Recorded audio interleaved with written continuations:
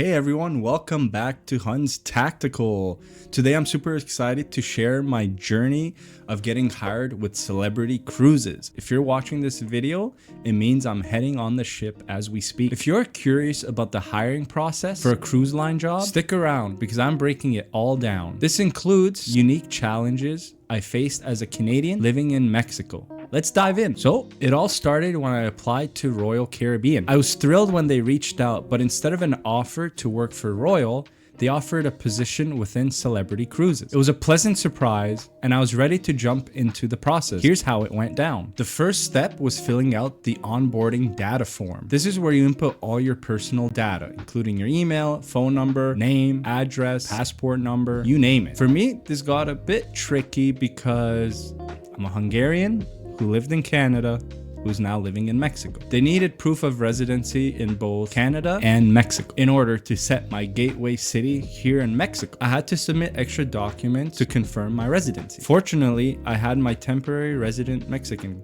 ID. Pro tip, make sure that all your documents are clear and up to date to avoid any delays. During this process, I also had to do a background check, which was done through a third-party software called First Advantage. For those who don't know, First Advantage is a global background screening company that verifies your background, your employment history, criminal records, and more. This step took forever. Countless days, weeks, months. This was no joke. Since I'm Canadian, but living in Mexico, I had to provide proof on both ends. I had to resubmit documents multiple times because some weren't clear or needed additional clarification. One specific thing they needed was proof of my employment with IATSE 667. For those who don't know, IATSE 667 is a local union for aspiring and working cinematographers and or people within the camera department. Luckily, I just finished a gig, and at the end of every gig, I get a layoff letter or a layoff notice. Fortunately, I was able to use this to show proof that I'm employed with protection from this union. The union doesn't provide work for you, but the union protects you so that you're paid fairly and you're treated fairly. So that letter was perfect timing. Another pro tip I learned through this process is make sure all your documents are signed with pen and paper. I've learned the hard way. Digital signatures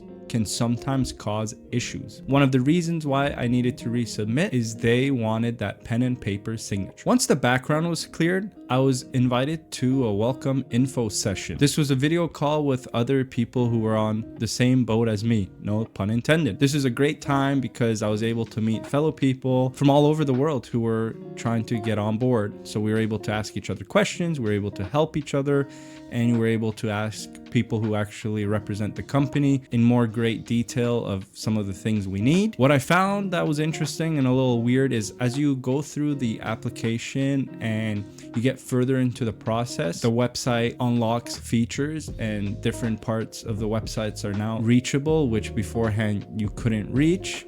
So it's kind of weird to have this welcome session and then being told, oh, you got to do this or that. But those were all things we've already had to figure out on our own. So just fair warning, the process can be a little, at times not so clear.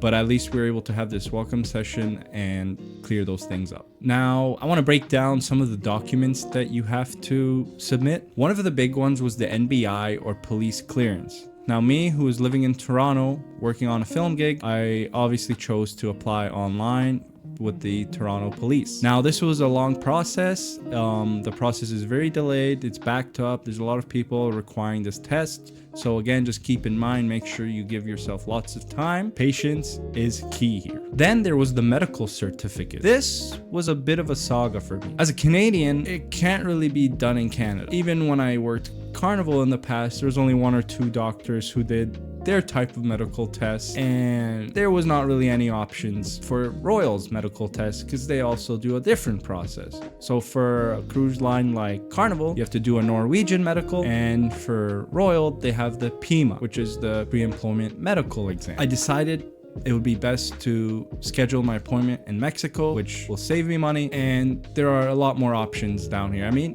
Mexico is the Caribbean. They're used to a lot more applicants from Mexico. It's not necessarily a very easy thing to do, and depending where you live, you may have to actually go elsewhere to get this medical done. So just keep that in mind. Next, they also provide you a new hire checklist. So this is sort of a agree, disagree checklist just to make sure you have everything you may need, or any last minute questions, just to make sure there's nothing you're forgetting. Basically a final confirmation that all your documents are in order and you're ready to move forward. Make sure you double check everything to avoid any last minute surprises. Then there is the STCW, which stands for Standards of Training Certificate and Watchkeeping. Basically, this is a mandatory certificate awareness training course, which can be done online. In my case, I was fortunate because I worked for Carnival in the past and they did this training on board.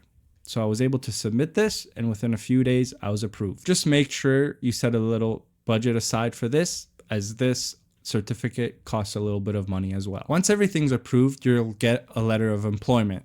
Now I actually got multiple letters of employment because they kept changing my assignments as my paperwork and documents were being submitted. Now, since my appointment with my medical was way in advance because I was finishing up my film gig in Toronto, my assignments kept changing until I finally got the one that I'm joining on October 15th. Just make sure you accept these assignments as quickly as possible, because if you don't, there's no guarantee you'll get anything soon.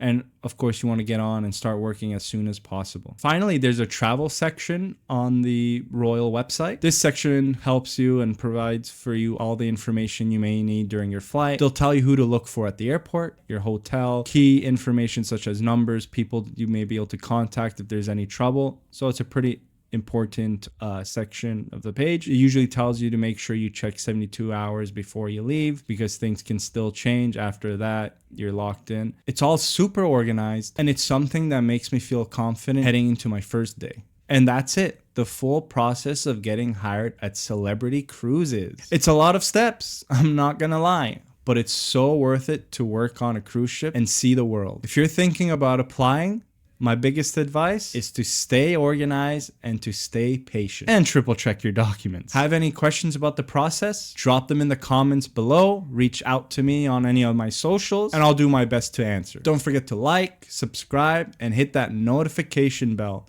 for more cruise life content. I'm looking forward to these 6-7 months, and I hope you'll enjoy my journey. I'm gonna try my best to release a video each week, going to all the different places, and I hope you and I can learn together, and it's information that you find useful. Thanks for watching, and I'll see you in the next video, which means I'll already be on the ship. I can't wait.